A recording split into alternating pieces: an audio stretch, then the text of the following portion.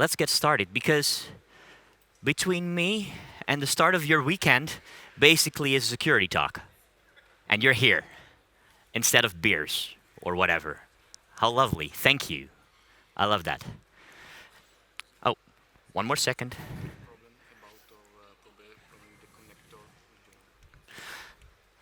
So, everybody can hear me again? Raise up your hands. Awesome. Great. Okay, we are going to talk about data. Because as people say, data is the new gold. Well, is it? I mean, think about it. People want to gather data for everything. They want to see who you are, what you do, and what your behavior is to increase their product, to increase the way of selling, and to tailor advertisements specifically to you, right? And as they say, it's not only about specific marketing, but we do not simply buy products anymore. We buy experiences. I didn't make up this phrase. I think it was apples or something like that. Anyhow, it's true. And we want to measure everything people do. And we do that by having your card from your grocery store, to track your movements on social media, to do everything with that. And actually what we're trying to do, we're going to do a step more. We're trying to predict the future. Because you might not know what you need tomorrow. But if I have enough data, I might know. That's how the iPad was invented. In the beginning, I was like, yeah, sure, you need a tablet. Nobody cares. And see now where it ends. So what we try to do is we try to find patterns. We try to see where you go, we try to see what you do, and we try to predict the future if we combine that with your privacy, vulnerable data, like are you a male, a female, or something else? What is your age? Where do you live? What are your beliefs, etc.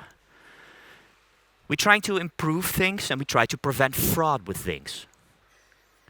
And if you look at it, most companies do this by just simply using things like analytics, right? We try to see where you go in the flow of a website or the flow of an e-commerce flow, and we see where you are, and at that point, maybe you drop off.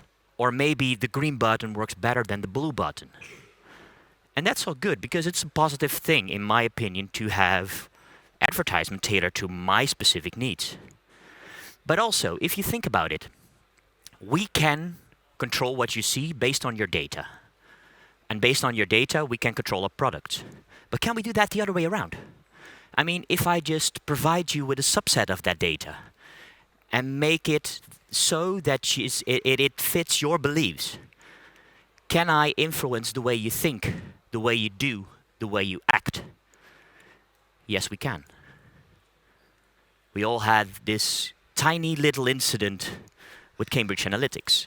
Because if it fits your profile and I feed you with the right data, I can convince you that the person you have to vote for, you know what I get to, right? All right, talking about personal data. Hi, I'm Brian, and I work for a, well, not so startup company, Snyk. It's based in both London and Tel Aviv. It is a security company. I'm a developer advocate, and I do a lot of community work, majorly for the Utrecht jug, that's that little juke on the bottom part, the secure developer, and the virtual jug. But that's enough about me. We're going to talk into security and data.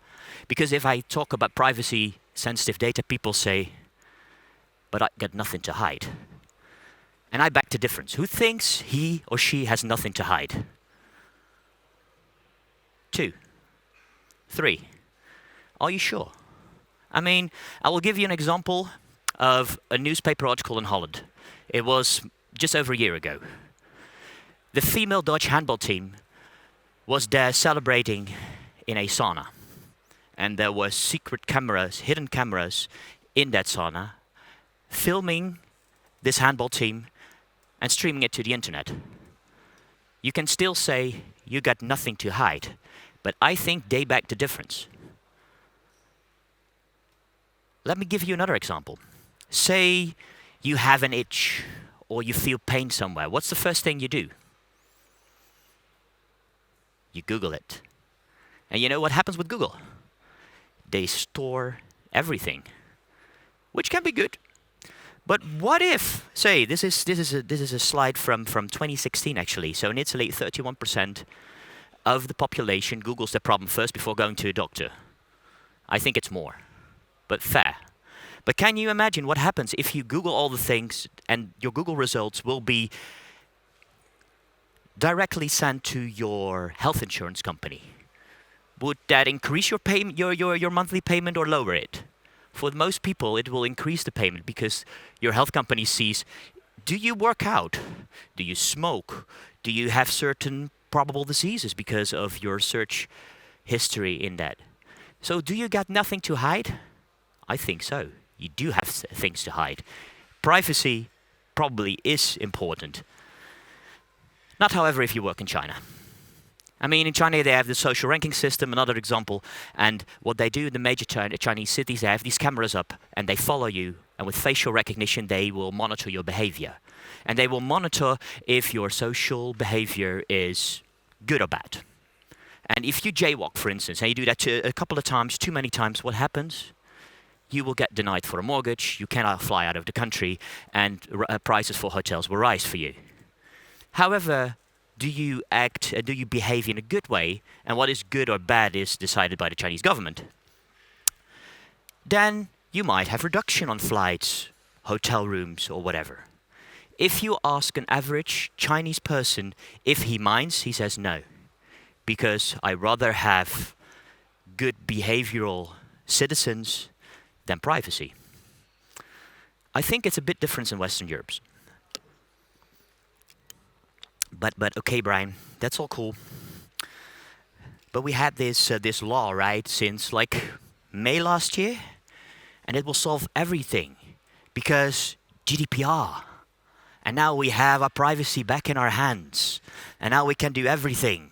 Again, I can ask the company to wipe my stuff, to port my stuff, to make sure they can, well, tell me why they use the stuff. GDPR should be implemented by, well, everything should be implemented by the principle of least privilege. But say you have a system that is perfectly safe, GDPR compliant, and it works all like the best. There might still be a problem. I'll show you a little video. You want to do a sample phishing call? What's phishing? Phishing is voice solicitation, and basically what you do is you use the phone to extract information or data points that can be used in a later attack. Let's do it. Who are you going to call? Maybe I'll call your cell phone provider and see if I can get them to give me your email address. I bet they're good. I bet they have my back. But yeah, go for it. I'm going to spoof from your number, so it's going to look like it's calling from you. Okay. Hi, I'm so sorry. Can you hear me okay? My baby, I'm sorry. my husband's like, we're about to apply for a loan and we just had a baby and he's like, get this done by today. So I'm so sorry. I can't call you back. I'm trying to log into our account for uses information and I can't remember what email address we used to log the account. The baby's crying and can you help me? Awesome. In just 30 seconds, At gmail.com? Jessica gets access to my personal email address. Now, if I needed to add our older daughter on our account so she could call in and make changes, how would I need to go about doing that? You would have to send me a secure PIN through a text message? Yeah, well, the thing is, I don't think I'll be able to receive a text message if I'm on the phone. Shh. Oh, I'm not on there either? So I thought when we got married, he added me to the account. Jess uses my girlfriend's name and a fake social security number 5127. to set up her own personal access to my account. Wait, I'm sorry, so there's no password on my account right now? Can I set that up? She even gets the support person to change my password. Thank you so much for your help today. So she just basically blocked me out of my own account. I'll get her fed after this. All right, thank you. Holy shit. So they just gave you access to my entire cell phone account. You're going to have to go on and change your password now because it's Jess, my name. And all it took was a crying baby. So you see, even if you have a system that is impenetrable, there is still a problem between chair and keyboard, the operator. And guess what? Who is also between chair and keyboard? The developer. You all probably have seen these emails once, right? Ages ago. Hi, I'm this Saudi prince, and I have this immense amount of money, and we have to divide it, and we want to use your bank account, blah, de blah, de blah. You probably will not fall for that. I mean, everybody who's seen this once, eh. But if you look at this one, this is still a thing like Dear Bank of America customer. Well, it has the Bank of America logo on it. It has a copyright sign at the bottom of it. And probably we are all tech savvy, and we will not fall for it. But I bet there are a lot of citizens that will fall for that. Even you have the same thing with text messages on WhatsApp or Telegram nowadays. Like, hi, I'm your bank, and your ATM card is about to expire, etc. Do is via this link, and people fall for that. Well, maybe you, not you, maybe not you, but certainly my grandmother. Luckily, my grandmother doesn't use email, so I'm safe. But you look at this example. This example is in Dutch, and I will translate it for you shortly. It's from Rabobank, which is one of the major banks in the Netherlands. And it says, Dear Simon, due to maintenance, your login credentials are reset. And the subject is reset iConnect Wi-Fi settings. And iConnect is the real password or the real Wi-Fi SSID within Rabobank. To make sure in the future you can use the Wi-Fi, please make sure that within 48 hours you renew your credentials. To do so, use this link. With kind regards, IT and Infra Support. At this point, iConnect is the real Wi-Fi. iConnect is the first layer of defense because you have to be on iConnect to connect, to even be possible to connect to the Git account, to the Jenkins build server, to the production service. You have to be on that network. So first layer of defense. Of course, there are more layers of defense. Simon is a real person. Well, of course, I altered the name, but this Simon was a real person. It was sent to his personal email address, or his corporate email address, and it's not hard to do so, because if I look on LinkedIn, who has been here to Codemotion, or on Twitter, and I find out, probably it's like first name dot last name at company name dot domain, right? So it's not hard. RTN Infra Support is the real support help desk that does this. So with a little bit of knowledge, I can just wildfire into every single one of the people within a company. And if you put that on with the right timing, on the right amount of stress, say we have a new release of the banking system going out tomorrow, or the day after tomorrow, I'm preparing everything. I mean, within 48 hours, my Wi-Fi will expire, which is my first portal to the production service. Then I might be, oh God, I need to change that, and I might click on that. Well, actually, a few people, developers, clicked on it. Luckily, this was a test. But you see, with the right amount of data, personalized, in the right setting, in the right time, it still works. The problem is, again, between chair and keyboard. So let me focus to you. Who of you owns a laptop? The rest of you works on his phone. Okay, perfect. So say you work on a laptop. Who takes his laptop from work to home, back to work, back to home every single day? All right. What information is on there? Is there code on it that is, well, specifically for your clients or for your company's system? And how vulnerable is it? Say you have your laptop and there is code on it, and maybe you get credentials, and you take it with you from work to home, and your partner calls you and wants just to get you to the grocery store for extra bread or a pack of milk or whatever. What do you do with your laptop? Oh, say you go for gas. You need to fill up your car. What do you do with your laptop? Do you leave it in the trunk or not? And go shopping? Or do you take it with you? I mean, it's quite easy, if I'm your coworker and I'm a consultant, to be there in your company, just monitor you for a week and see what your habits are, just like Google does, but now in real life. Who encrypts the hard drive? The rest of you, please do. And again, who has access to your laptop? Is it just you? And what do you do if you go to the toilet? Do you lock your laptop? Hopefully, right? We did it once. I was working at a government agency. It was fun. The person didn't lock his laptop. And then what we did is we sent an email to the whole company. Like, this Saturday, barbecue at his house. He will provide the meat and the drinks. Just come and take your smile. Bye. 250 people. Well, they understood it was a joke, but the guy was sweating afterwards. But keep in mind, if you work with people that are there for a month or 2 months or 3 months, how much do you trust them? I mean, some people do not trust their co-workers because they want to see every piece of code they write.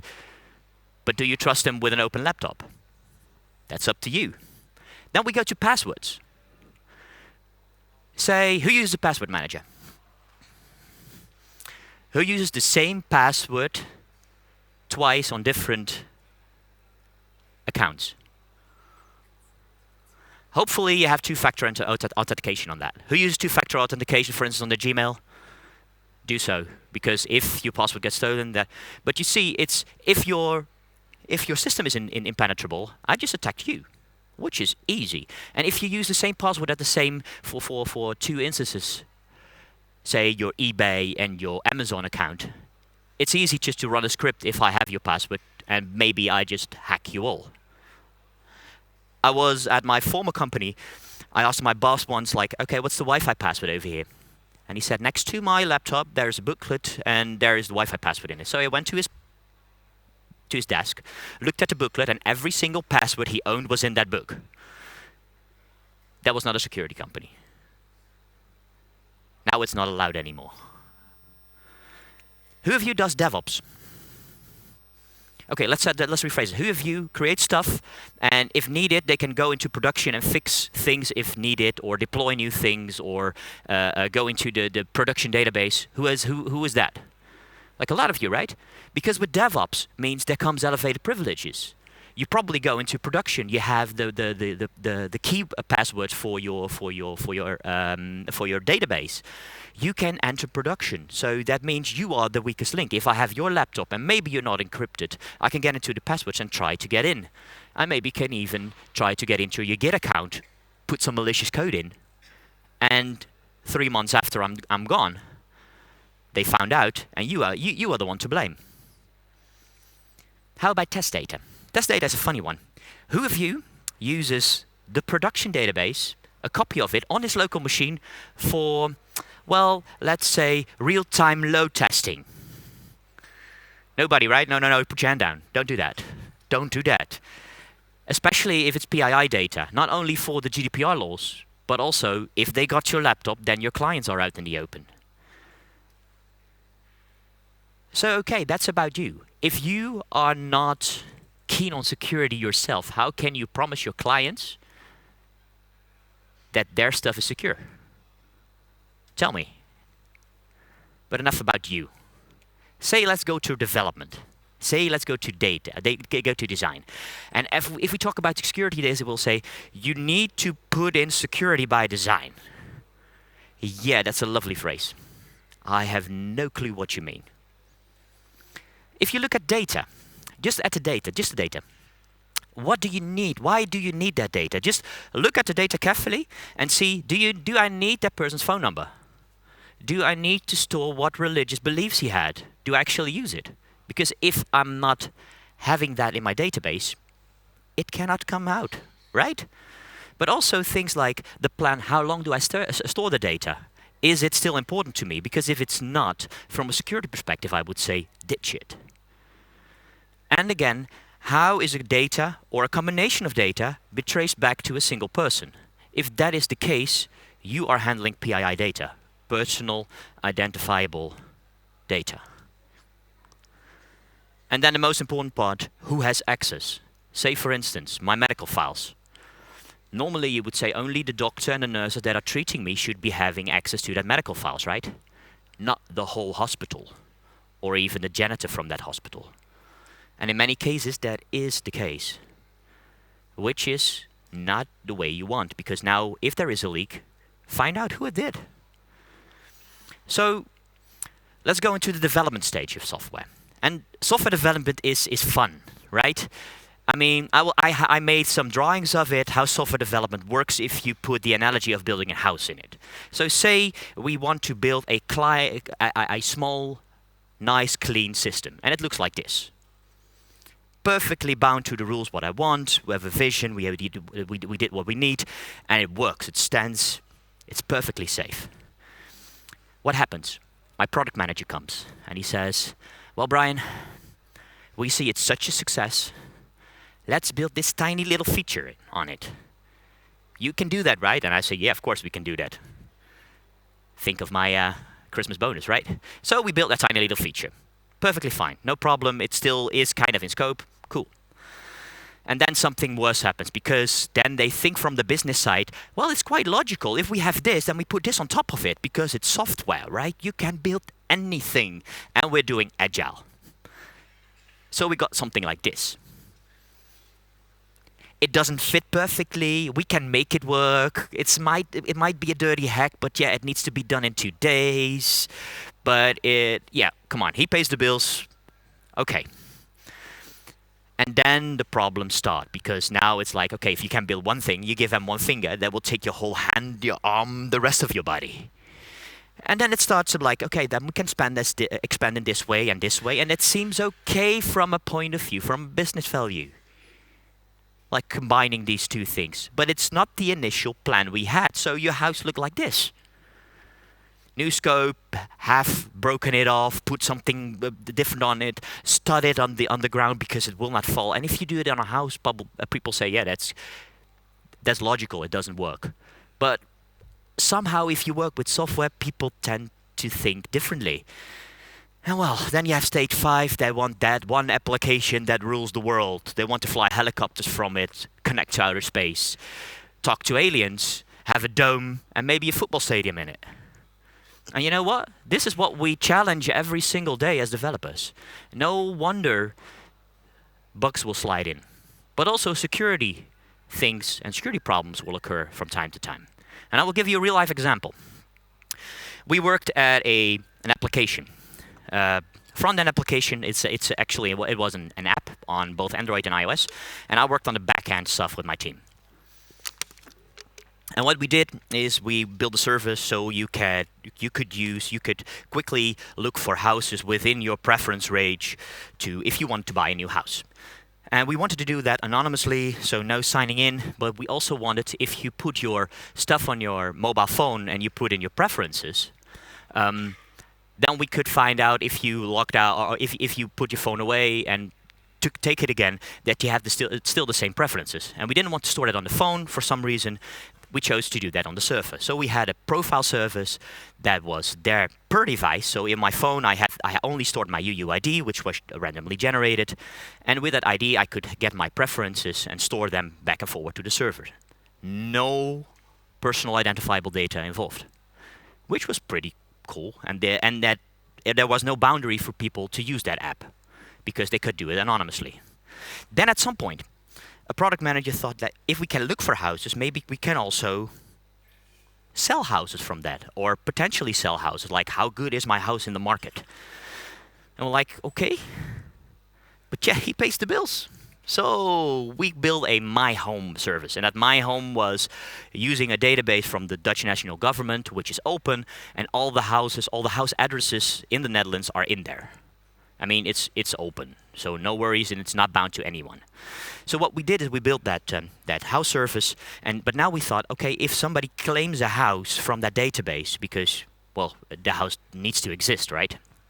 And he wants to put pictures on it and a potential price, we need to bind it to a customer, because, yeah, he wants to know, and it can only be claimed once. So we made a second profile that you can log in with your email address and a password. But still, we wanted to make sure that you could log in with the anonymous part as well. So if that goes on and on, it's perfectly fine. And we needed to make sure that the house was connected to that customer with that same UUID as you see over here. And that house has an address, and that house had pictures, and whatever you want. So the problem was that we still could do a get profile by UUID. We also had a function on this RESTful service called Find All Houses. And what was the problem? That UUID was exposed. So if you were keen enough to just, with Postman or just plain HTTP calls. Call one service, find all houses, you will have a bunch of UUIDs. And I use the other service to look for that UUID, and I may find an email address. And an email address, we already discussed that, most of the time consists of first name dot last name at whatever.com. Right? PII data. And the problem was we didn't need that UUID actually to be exposed in the application. We only need it for internal reference. So the problem was you need to make sure what kind of data you expose. So now we had a data leak. And you know what the fun thing is? The fix was 5 minutes. 5-minute code change, including building, including going to production. Yes, we were that cool. But these were the questions we had to answer. Okay, management comes up and said, okay, we have somebody report this flaw, but who was exposed? How long was it in there? Well, that's one we could say, like, when is the service deployed? What was the impact?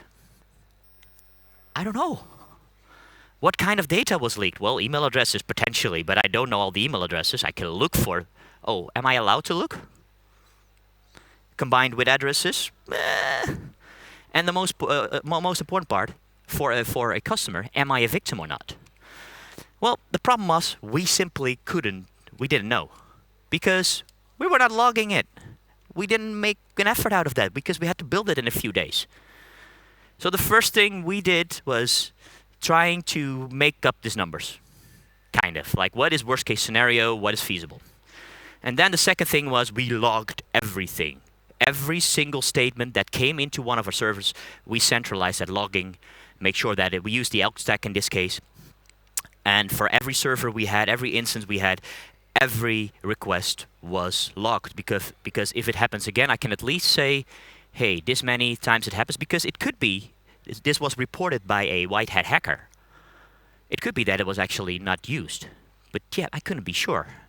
And if you're working for a government agency or a bank or an insurance company, you have the obligation to make it public.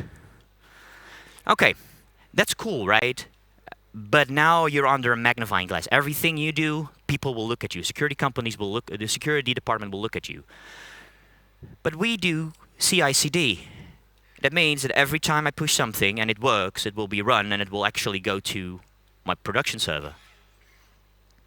I did 3 deploys a day. And now security wants me to audit stuff, which takes about 3 weeks. Penetration tests took about a month. And I, again, need to deploy 3 times a day because we promised customers things. How do we solve that? Well, the point is, this is not solvable. Like, there is no silver bullet in it. The only thing you can do is make sure that as developers, we are keen on this. So first, make sure that you have automated security tests. Like things like, say, your own code that it's scanned for malicious introductions of SQL injection, for cross-site scripting, for all these kinds of stuff. And there are a lot of good things out there for in the Java world. In this case, we use Sonar. But the point is, if you automate these things every time you commit something, or even on your local machine, it's not intrusive. And when it is intrusive, you might do it like 2 days, 3 days, and then pressure comes on you because you need to deliver, right? And then you forget about it and nobody cares, because as long as there's no leak, nobody cares. But what we need to do is shift security left. And what we mean by that is, if you go from left to right, say left is your development system, your local machine, and right is production, then security most of the time is like at the end, just before going to production. There's the people that say no. And I hate these people that say no, because I have my KPIs, I have my targets as a developer. So we need to shift that as left as possible, from your local machine to your Git repo, to your every build, whatever. And if you do this constantly, then you might catch these things. You are tech savvy and you are savvy about these security issues, and you might not run into these problems. Who is a Java programmer? Who programmed in Java once or twice? Or who knows what this is? This is a Maven POM file. And this is line 977 to 1023, and this is the dependency part. There were a lot of dependencies in some of the systems we had to maintain. And in many ecosystems that is the case, right? We use dependencies a lot. But do you need the dependencies that are actually in there? Because once in, maybe never comes out. Like I'm using Scraper X or Marshaller Z. But now let's go to the other one. Now we leave that dependency in. But what does it do? You don't know. Depends on the ecosystem. Say this is your application. What of that part of that application is actually your code? Most of the time, it's this. Just to give you an example. This is a Spring Serverless example. It has 222 lines of code. It has 5 direct dependencies, and these dependencies have other dependencies. 54 dependencies in total. Those nice 222 lines of Spring Serverless code end up in production as almost 500,000 lines of code. And I have no clue which one is used or not. And even more, if I do know, and I don't know if a package is vulnerable or not, I have it already in. And people might build on top of that because we saw how software development works, right? So again, this is your application. The biggest part is yellow. That means the biggest part is stuff you do not know crap about. And we do not trust our coworkers with the code because we want to review everything. Who does code reviews? The rest of you does pair programming, I hope, right? Cool. But we do not trust our coworkers, but we do trust randomly packages from GitHub or Stack Overflow, even worse. So what you need to do for that is scan your dependencies. Scan it on your local system. Scan, for instance, your Git repos. Make sure that is visible to you when something happens, when there is an alert, when there is a high vulnerability.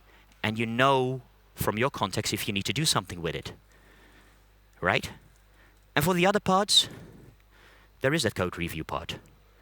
Because you either do code reviews, or you either do pair programming, or you do, how they say that? Hope-driven developments. Let's hope nothing goes wrong.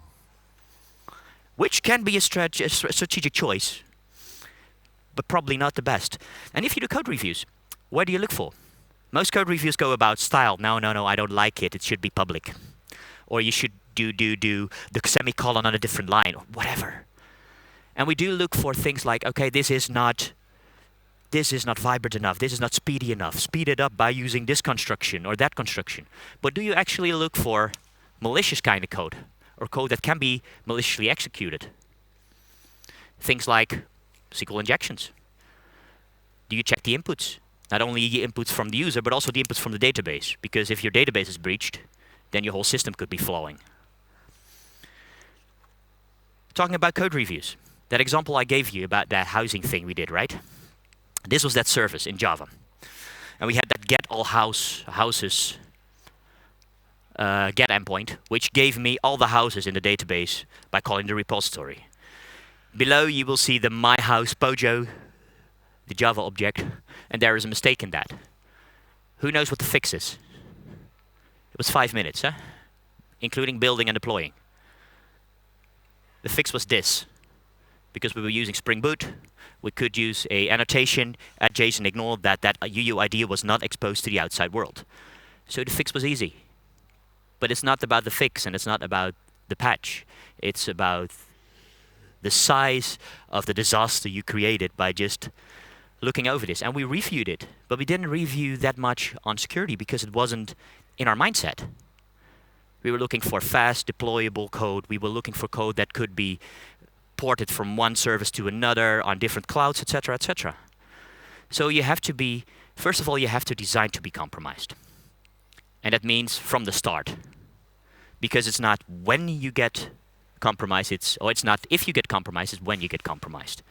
It's like driving a motorcycle. You have 2 types of motorcyclists. The one that already had fallen and the one that will fall. There's nothing in between. And you have to reevaluate every decision you made. Because if it's in production and you just keep hands off of it, you probably have some vulnerabilities because they will be recognized over time. Who is working with legacy systems? Just take a look. If you do not touch them anymore because it works and they face the outside world, it might be a problem. Next, make sure your logging is centralized, that you log as much as possible and actively alert on it.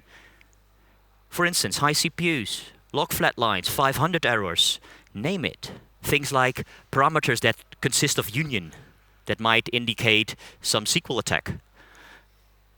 All these things, there are lots of lists on the internet to look for where you can actively log on and actively alert on.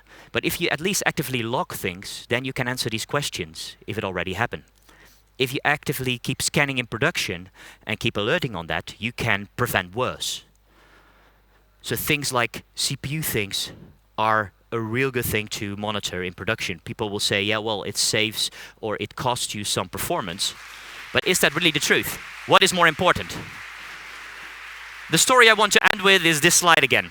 We have to shift security left. We have to begin at the developer and go in every stage and be security minded. Because it's not only the security team's thing, because if they screw up and it is in production, you will be the one that's fixing it anyway. So make sure you are aware of it personally in your software. And the most important part and the hardest part is to make sure that the team culture and the process works. And there is no easy way to do it, but only start with yourself. My name is Brian. If you want to know more about AppSec and security applications, also security in general when developing applications, go to this free virtual user group, the Secure Developer. And we have a lot of sessions on all sorts of things, from cloud security, serverless security, to just general AppSec security. Thank you for listening. If you have questions, I think I have 2 minutes left, but you can also come up to me because people are already running around. Thank you so much, and enjoy your weekend.